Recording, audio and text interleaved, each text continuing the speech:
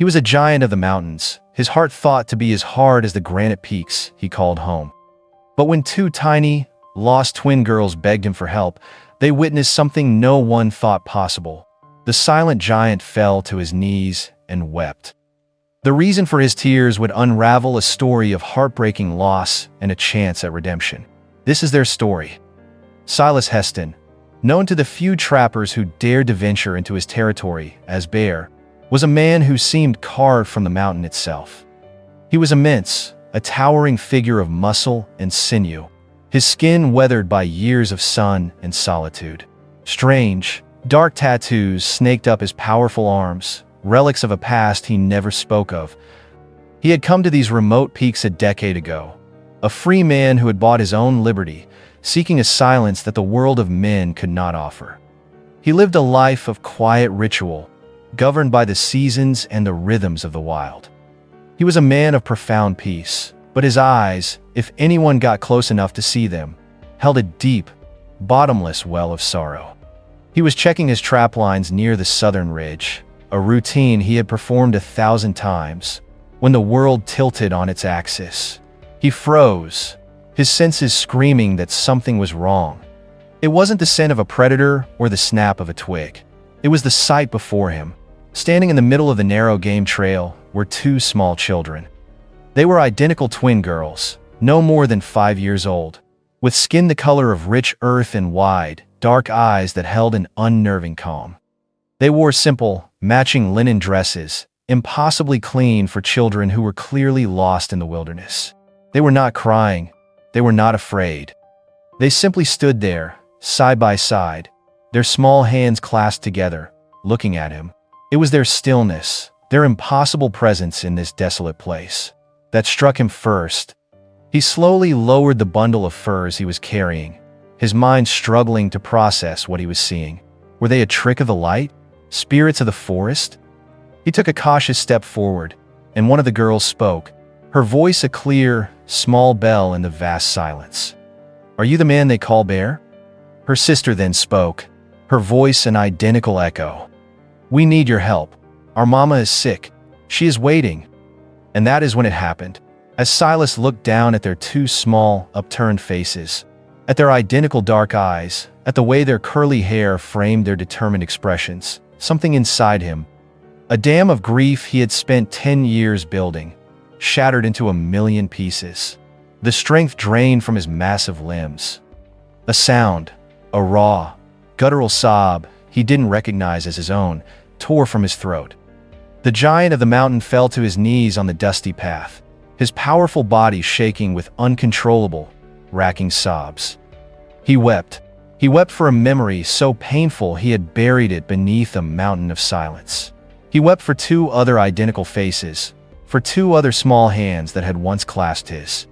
He wept for the ghosts that haunted his every waking moment.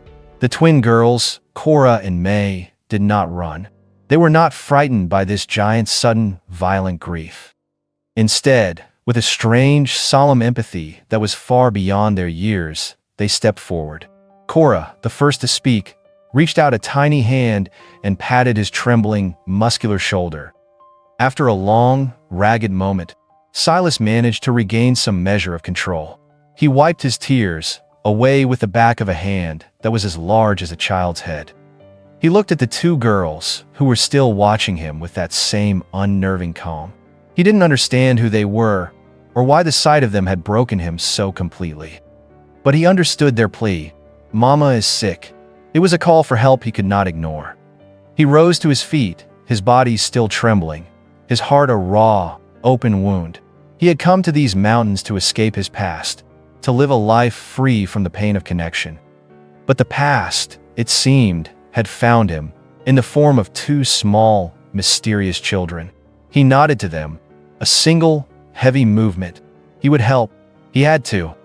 He had to know why the sight of them felt like looking at a ghost. The journey that followed was the strangest of Silas's life.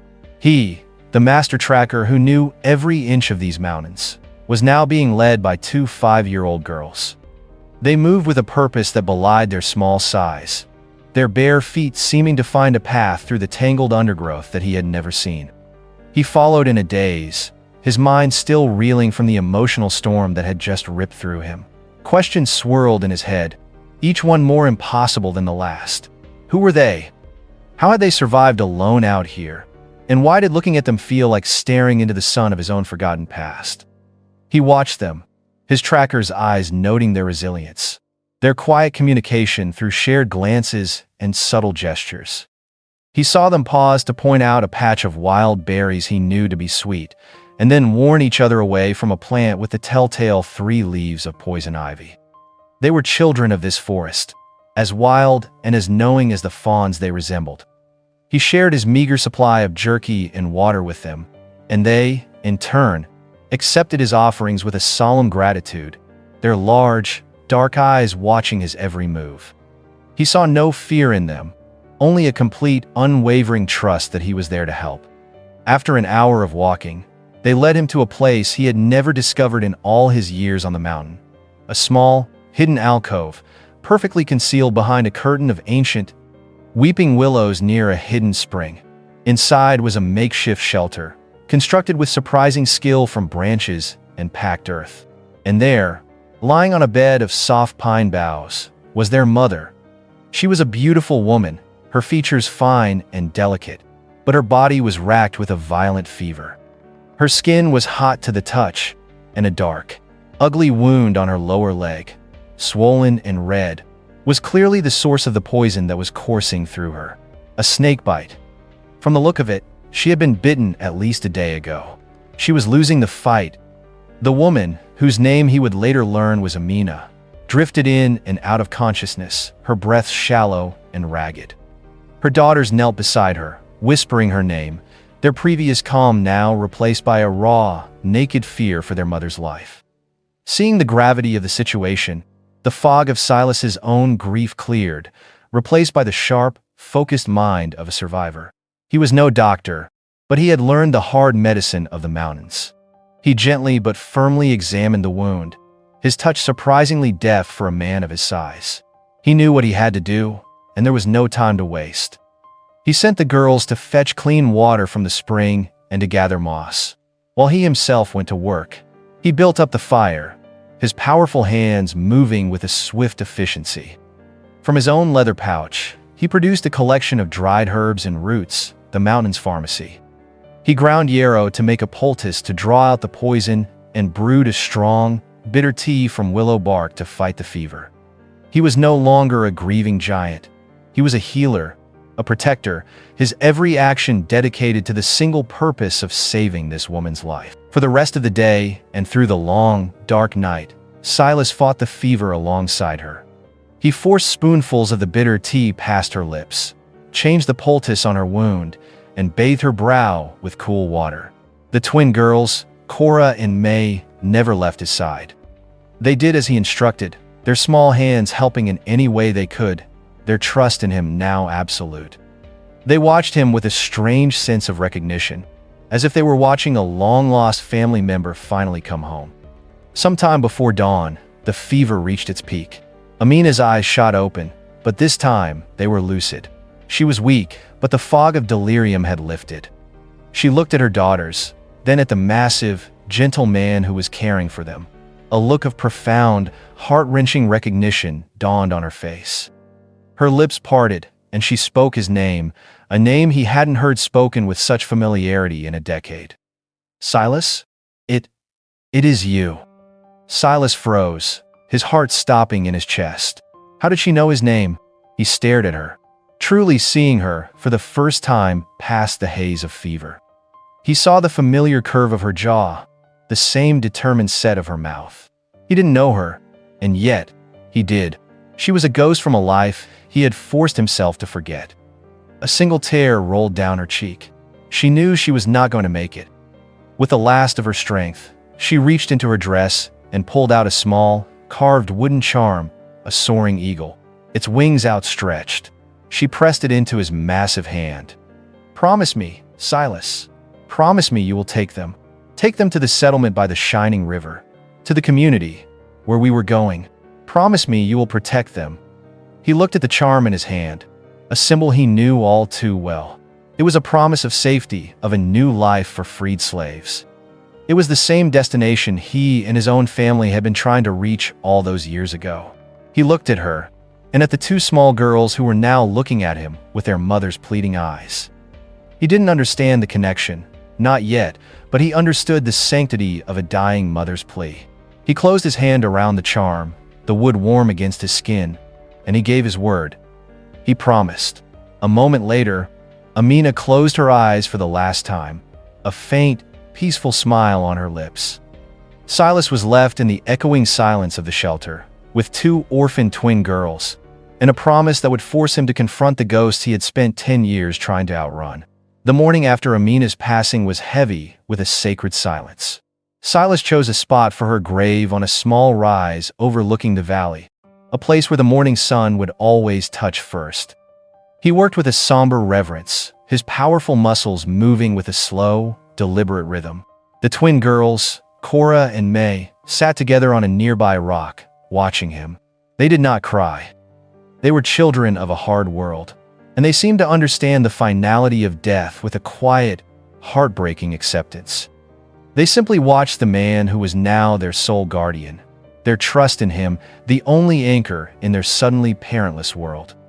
As he prepared Amina's body for burial, wrapping her in a clean blanket, something fell from a small pouch tied to her belt. It was another wooden charm, identical to the one she had given him. But this one was tied to a braided leather cord, clearly meant to be worn. He picked it up, his large fingers tracing the familiar shape of the soaring eagle. Then he saw it. On the back, so small he had almost missed it, were two sets of initials, crudely carved into the wood, SH plus LH. Silas Heston and Leanna Heston, his initials and the initials of his wife. His wife, whom he thought had perished 10 years ago. The world seemed to tilt and spin around him. He stumbled back, his mind reeling, a torrent of memories he had suppressed for a decade breaking free with the force of a flash flood. He remembered her, Liana. Amina wasn't just some stranger, she was Liana's younger sister. They had all been part of the same small group of freed slaves, making the perilous journey north to the rumored safe settlement by the shining river. He remembered his own twin daughters, Sarah and Leah, inseparable, just like the two girls who were now watching him with his wife's eyes. They were the same age, 5 years old, when their world had ended. The attack had come at night. Captain Finnick, a slave catcher of unparalleled cruelty, and his men had descended upon their camp. In the chaos of fire and screams, the group was scattered. Silas had fought like a cornered bear, trying to protect his family. He remembered grabbing his wife Leanna's hand, pulling her and his daughters into the darkness of the forest. But in the desperate flight, they were separated. He was struck from behind, left for dead. When he awoke days later, he found the camp destroyed, its people gone or dead. He searched for weeks, a man driven mad by grief, but found no trace of his wife or his children. He assumed the worst. He assumed they had been captured and killed. The grief had shattered him. He couldn't go on to the shining river, not without them. He couldn't face the world of men, a world that had taken everything from him. So he had retreated, disappearing into these mountains, becoming a ghost, a man haunted by the memory of his lost family. Now, it all made a terrible, beautiful sense. The moment he had first seen Cora and May on the trail, his soul had recognized them before his mind could. He wasn't seeing ghosts. He was seeing a living, breathing echo of his own lost daughters. And Amina, she had survived that night, just as he had. She had gone on, carrying the memory of her sister, and had eventually had children of her own. These girls were not just two orphans he had promised to protect. They were his nieces. They were his blood, his family. The tears he had shed on the path were not just tears of sorrow for his own loss. They were the tears of a man staring at a miracle he didn't understand. The promise he had made to Amina was no longer just a promise to a dying stranger. It was a sacred vow to his own kin. He finished burying their mother with a new, fierce purpose burning in his heart. He then walked over to the two silent girls. He knelt before them, just as he had when he first saw them, but this time his eyes were clear. He showed them the two identical charms, the one their mother had given him, and the one he had just found. He saw the flicker of understanding in their young eyes. He didn't have the words to explain the complex web of tragedy and fate that connected them, but he could make one thing clear. He reached out his large, gentle hands, and for the first time, they did not hesitate. They each placed a small hand in his. "I am your family, and I will never leave you."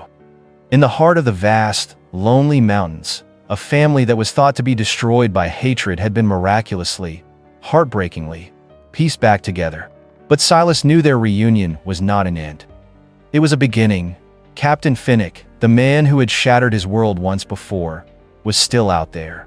And Silas knew, with a cold, hard certainty, that the hunt was not over. The journey back to Silas's homestead was different. He was no longer just a guardian leading 2 orphans. He was an uncle, a protector, guiding his last remaining family through a world he knew was filled with predators.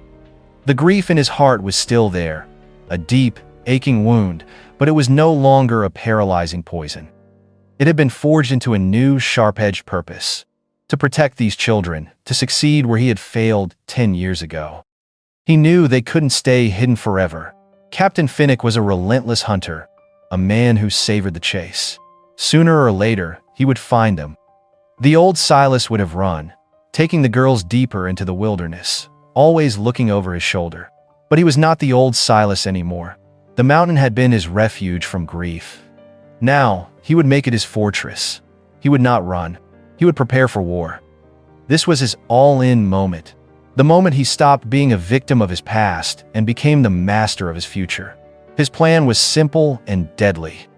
He would use his intimate knowledge of this mountain, every treacherous cliff, every narrow pass, every hidden deadfall, to set a trap. He would not wait for Finnick to hunt him. He would lure the hunter into his own web. He began to prepare, and he prepared the girls as well. He taught them not just how to survive, but how to fight. He showed them how to move silently through the forest, how to use the terrain for cover, how to create diversions. He taught them to be ghosts in their own home, to be as watchful and as cunning as the mountain lions that roamed the peaks. Cora and May, with a solemn understanding that defied their years, absorbed his lessons. They were no longer just children. They were the last daughters of a proud, resilient family, and they would not be taken easily. For weeks, they prepared. Silas fortified his cabin, reinforcing the doors and windows. He scouted the surrounding area, choosing the perfect location for his ambush. A narrow, winding canyon pass, the only viable approach to his homestead for men on horseback. It was a natural choke point, with high, unstable walls of rock on either side, a place where a few could stand against many. He spent days painstakingly setting his trap. He loosened key rocks high on the canyon walls, securing them with ropes that could be cut with a single slash of a knife. He prepared deadfalls and snares along the escape routes. He was turning his home, his sanctuary, into a weapon. As he worked, he told the girls stories, not of escape, but of courage. He told them of their mothers, Liana and Amina, of their strength and their laughter. He told them of his own twin daughters, their names like a prayer on his lips, Sarah and Leah. He was giving them back the family history that had been stolen from them. He was arming them not just with skills, but with the knowledge of who they were and why they had to fight. One evening, as they sat by the fire, Cora, the quieter of the two, looked up at him, her dark eyes filled with a fierce light. "We are not afraid, Uncle Silas. Mama is with us, and so are Sarah and Leah. We are a family of warriors." Silas looked at the two small girls, at the fire of his wife and his sister burning in their eyes, and his heart swelled with a fierce, protective love. He had made a promise to a dying woman, but now he was fighting for a reason far more powerful. He was fighting for the future. He was fighting for his family. The trap was set. Now, all they had to do was wait for the monster to arrive. The wait was the hardest part. For 3 days, they lived in a state of heightened alert, their world shrinking to the narrow canyon pass below. They spoke in whispers, moved like shadows. Then, on the morning of the 4th day, they came. Captain Finnick, his face crueler than Silas remembered, rode at the head of a small, brutal-looking posse of 4 men. They moved with the arrogant confidence of predators who believed their prey was trapped and helpless. They rode directly into the choke points Silas had prepared. From their hiding spot high in the rocks, Silas watched the man who had haunted his nightmares for a decade. A cold, calm rage settled over him. This was not about revenge. This was about justice. He gave a silent, practiced signal to the girls, who were hidden in a separate alcove, their small faces grim and determined. The signal for the trap was not a gunshot, but the piercing cry of a hawk, a call Silas had taught the girls to mimic perfectly. As the sound echoed through the canyon, Finnick and his men reined in their horses, looking up in confusion. In that moment of distraction, Silas acted. With a single, powerful slash of his knife, he cut the first rope. High above, a cascade of rocks and earth thundered down, not on top of the men, but directly behind them, completely blocking the entrance to the pass. They were trapped. Panic erupted. As the posse wheeled their horses in confusion, the girls, from their side of the canyon, cut their own ropes. A second rock slide crashed down, blocking the path ahead. The hunters had become the hunted, imprisoned in a dusty tomb of Silas's making. Finnick, enraged and cornered, began firing his pistol wildly at the cliff sides. But his men, hired guns with no loyalty, saw that the fight was lost. They threw down their weapons, pleading for their lives. All but Finnick. He stared up into the shadows, his face contorted with hatred, and he saw him. Silas, standing on the ledge above, no longer a ghost, but an executioner. The final confrontation was one of words. Finnick cursed him, calling him a runaway slave who had stolen his property. But Silas's voice, when he answered, was not the voice of a slave. It was the voice of a free man, a father, a protector, and it boomed with the authority of the mountain itself. He told Finnick that his reign of terror was over. He informed him that the local U.S. Marshal, a man Silas had contacted through a friendly trapper, was already on his way, armed with the story of Finnick's illegal slave hunting in free territory. Defeated, outsmarted, and with the law closing in, Finnick could only stare up in disbelief. He had been brought down not by an army, but by one man, two small girls, and a mountain. As the sound of the approaching marshal's posse echoed from the valley, Silas, Cora, and May watched as the monster from their past was finally captured and led away in chains, his power broken forever. 5 years later, the cabin on the mountain was no longer a place of solitude, but a home filled with life and laughter. Silas, his heart finally at peace, had found a new purpose. He was not just a protector, he was a father. He taught Cora and May everything he knew, not just how to survive the wilderness, but how to thrive in it. He taught them about their mothers, Liana and Amina, about their strength, their courage, and their unbreakable bond as sisters. One warm summer evening, as they sat on the porch watching the sunset, May turned to him, holding the small carved eagle charm that had once belonged to her mother. "Do you think they're watching over us, Mama, and Aunt Liana, and our cousins, Sarah and Leah?" He looks at his two beautiful, strong nieces, his eyes shining with love. He puts his arms around them. "I don't think, I know. They're the stars above us, the wind in the pines, and the strength in our hearts. We are all still a family." And Silas, the giant of the mountains, knew it was true. The tears he had shed on that fateful day were not tears of an ending, but of a new beginning. They were the tears of a family, broken and scattered by hatred, but miraculously and beautifully found again. In the heart of the wild, he hadn't just found two lost children. He had found his way home. If this story of family and redemption moved you, click the video on your screen now for another unforgettable tale from the Wild West. Don't forget to subscribe and tell us what part of the story touched you the most in the comments below. Your support is our family's greatest treasure.